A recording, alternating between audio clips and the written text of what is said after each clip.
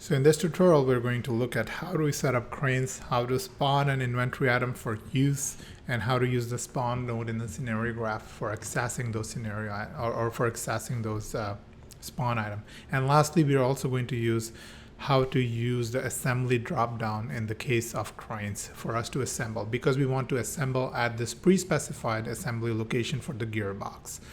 So let's get started.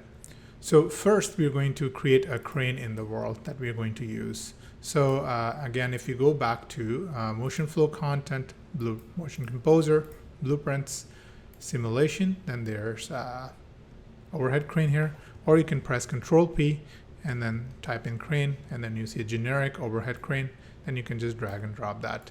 So this is an overhead crane, and then we have this, it can be floating if you want, but for visual purposes, let's say you want to have some kind of support, so we can try to do that. I'm just roughly going to do that. Also, we want it to span we want the crane to span the location, so the crane can move in this dimension, and then the hoist moves down to pick things up. So if we want the crane to pick something over here and place over here, the span of the crane needs to cover that. So you can change that. So you can change the span length here. So under the details panel, under crane, I'm dragging and dropping the span length here. So you can set it so that it's, in this case, let's say we want it on the support. So we roughly eyeball it here, like so. And then the runway, we also want to increase. That gives it more sort of room to move back and forth. So now, if you see from the top, it should be able to move here, pick a gearbox from here, and then it should be able to move back and then install it over here on this install location. So now next, we're going to spawn a gearbox over here, and we're going to use the gearbox assembly that we're going to spawn. So one thing that we'll need to go and adjust in our gearbox assembly is that we will need to make it assembled. And I'll show you if you don't do that, what happens. So we have selected this table here. I'm going to add a task here, so it's going to be the same MC task. So for spawn, we use a pickup because we're actually going to pick it up with the crane. So we're going to use a pickup performance here, task performance here. And then the item type is the demo, or I'm sorry, BPII gearbox assembly. And we're going to spawn it at an interval. So basically, anytime you pick it up, we want it to spawn again, let's say. You can do that. And then we said we wanted to spawn it every 5 seconds. So you could do that for the drill over here too. But instead of doing that, what you can also do is you can make the character put down the drill. But for the purposes of this tutorial, so that it keeps running, like in a loop, we're going to make spawn at interval and also maybe set up the timer 5 seconds. So every time you pick it up, 5 seconds later, a new inventory item will be spawned. Now you don't want to do that for drill, but like for other parts, like for example, if you're picking up screws and somebody's replenishing them, so you can set that kind of spawning like so that it is continuously spawned. Now here we have set up our task here. I'm going to call it pick up gearbox assembly. You can't see it because it's down there, so I'm going to move it up. And in this particular case, this arrow doesn't matter because we're not having a character pick it up, but we can still make it point in the correct direction. We are going to use a crane to pick it up. Now you'll see what I mean. Let's hit escape to edit. Now when you go into this arrow editing mode, you go into a component editing mode. So if you press escape, you'll come out of it, so you're back into your regular edit mode. So if I hit play, you'll notice that there's nothing visible on the table here. So and that's happening because there is that gearbox. It's just not assembled. We haven't nobody has assembled it. So you can have a character pick up, like the gearbox cover from somewhere else and pick up the gears cover, and then assemble them here manually. But for the purposes of this tutorial, what I'm going to do is I'm going to go to our demo folder, going to go select the gearbox assembly and mark everything as already assembled. So we had the gearbox cover here. I'm going to mark that as assembled. Gears, mark that as assembled. And gears cover, mark that as assembled as well. So I'm going to compile and save that. And that's fine. Actually, we can leave that there. I was going to dock it, but let's just leave that there because that might be useful to look at it while our simulation is also running. I'm going to close this thing. We don't need that right now. Just arranging my windows here. All right. So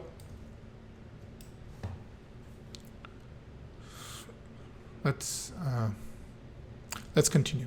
So now if you were to hit play, just going to make it a bit smaller here. Now if you were to hit play, then now you notice that this is actually visible here because we already set it to assemble. So we're going to get the crane to pick it up. So now for us to do that, we're going to right click here in our scenario graph or the scenario blueprint that we've created, and we are going to do start crane move. So here we're going to select our crane. There's only a single crane, so that's the one that's displayed here. And then it requires two things. It requires a pickup location, it requires a place location, and it requires an execution input when to do it. If you don't provide it, it will just do it. Try to do it right away. So we want it to do that once the item has arrived on this second pause location at pause location 1. So count starts from 0, pause location 0, pause location 1, when the item arrives at pause location 1. So now instead of doing a wait, we want our crane to start moving so that it can pick this gearbox up and install it over there. Now you can make it move right away, or so you can, but you do want to make the place happen once this item has arrived. So in order for us to do that, the current way to do that is actually to make the whole move dependent on that location, on that event. So that's what I'm going to do here. So now we will need to provide the pickup target, which is this guy. So and this is where we'll use the spawned item event. So under motion composer, spawned item. So now this event will will trigger every time an item is spawned at a particular workstation. So which workstation? So this is so let's rename this workstation. We call it, so I clicked on this in the world, and then we'll call it crane and gearbox workstation. So if we then over here in the scenario graph, if you do crane, then you can see that crane gearbox workstation is available here. So now anytime an item is spawned here, this event will get assembled, will trigger. So you also want to establish a dependency. It doesn't quite matter if you want to do this or dependency. Let's just do dependency because we want it to spawn fire whenever it fires. We don't want that entire branch to wait until the crane has stopped moving. That doesn't make sense here. So we're just gonna have a dependency. You do want to have a dependency because there's a data that's going from this node to this node, which is the spawn item. So this gives you a handle to the item that has been spawned, and that's what we want to pick up. So we want to pick up the item that has been spawned, and that's why we established that dependency. We only want to do it when the item has been spawned, and then we pass that data along to the pickup target, which is this one, and the place target is the location of this pause location on the conveyor, which we know is which is also available to us from the second node, from the pause location 1, which is the second pause location. We know we want to install we want to place our gearbox there. Now, if I were to do that, it will just place it at the location of the conveyor, and we'll show that. But we want to assemble it so that it's correctly assembled into our assembly. But before I do that, let's see what this will look like. So if I hit play, so our character is going to pick up the drill, and you see 5 seconds later, another drill appeared here because we have set it to spawn again. So this entire thing should be able to repeat now. So now we do perform drill. It will do the place drill over here, and the crane will start moving. The crane picks up this gearbox, and it will go and place this gearbox onto this, and it will not place it correctly. We'll see that it just places it at some incorrect location, and there's something weird that has happened there. We will look into that later, but what we want So so now what has happened actually, we should look at it now. So what has happened is that the moment start crane move happened, this branch finishes, and then that item got, this branch finishes, and then the conveyor move got executed. So your item arrived on this location, you performed the start move. This node actually finishes the moment you trigger it. So when the start move gets initiated, because it's a start move, it's not finish move. So the moment the start move happens, this node gets finished, and then this item, basically the way our conveyor is set up, gets deleted. So that's why, like, you saw that item going to origin, like, that's where it was lerping to, because that item didn't exist anymore. So what we want to do is to actually create a event so that we will not move the conveyor until the crane has finished placing the item onto this assembly. So I'm going to drag an arrow here, or an execution pin here, and I'm going to do crane placed item. So our crane is already set up because I dragged it from the already set up crane node. So now if you were to hit play, now it should do the right thing with respect to the conveyor, or conveyor not moving until the crane has actually placed the item. But we'll notice that the placement of the gearbox is still going to be wrong because we haven't specified the assembly to use. So now, I'm going to zoom out here. So this gearbox gets picked up.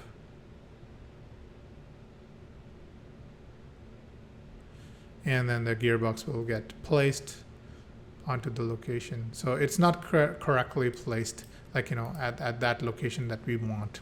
And that's because the gearbox is not, like, we haven't specified the assembly. And you can do that inside the start conveyor node, because in the place target, you can choose what assembly to place it at. Now, what assembly are we talking about? We're talking about the demo engine pattern assembly, right? That's the, or it can be a container. It doesn't need to be an assembly. It needs to contain an assembly. So the blueprint demo engine pattern is our assembly container that contains those two assemblies, which should show up here. Engine and gearbox assembly, and then this also shows the hierarchical view. It will go inside the gearbox assembly and also show you the sub-assemblies over there. We don't need that. We only need to specify the gearbox assembly here. So if I hit compile and save, and we can close that now. So now our entire simulation should be set up. I'm just going to restart it. I'm just going to deselect everything so that we can see it a bit more clearly. And I'm going to hit play. So this is where, like, our simulation has come together now. So the character is going to pick up the drill. The conveyor is going to stop and wait for the perform drill to occur. Once the perform drill occurs or finishes, the conveyor will continue moving on to the next spot.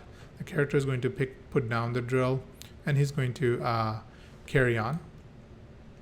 And over here, the gearbox gets picked up, and then we will see that the gearbox will get properly installed over here. Now I noticed that this put down drill is actually not happening correctly. So that's probably because in the first tutorial when we did the put down drill,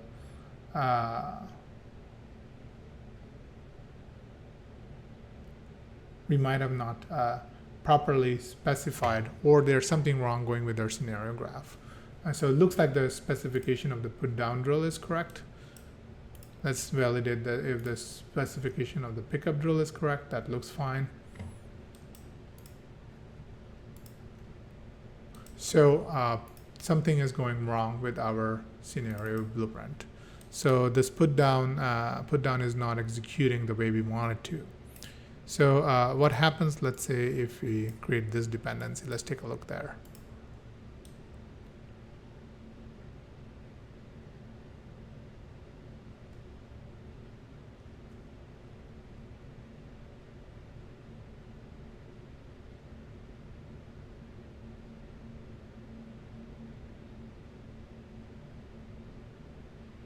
So it looks like you need that hard execution dependency there.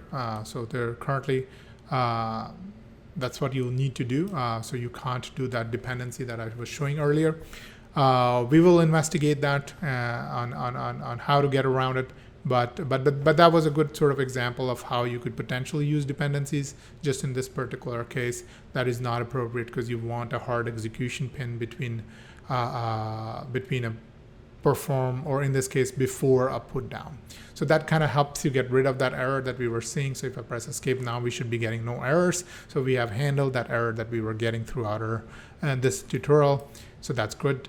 So now the simulation is all correctly set up. So this is how basically you would use conveyors, cranes, assemblies, and characters all in concert, working together, and set up complex assemblies to help you visualize both spacing and timing of your assembly lines. Thank you.